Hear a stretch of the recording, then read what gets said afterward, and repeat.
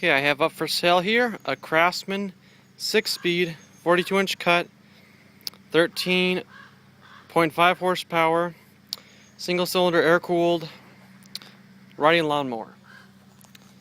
There are some problems with this mower. It does currently run drive, but the belt is too loose and it's not mowing currently. The mowing deck can be removed and it can be used as a lawn tractor. There's a custom heavy-duty piece of metal back here to tow your little garden wagon or wherever else you need it for.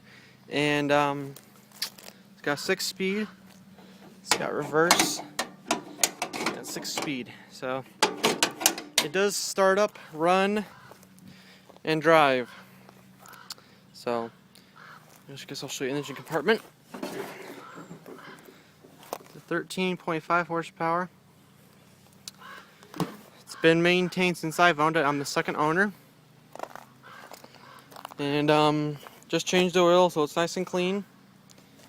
Put fresh gas in it, and for some reason it's not running right. It's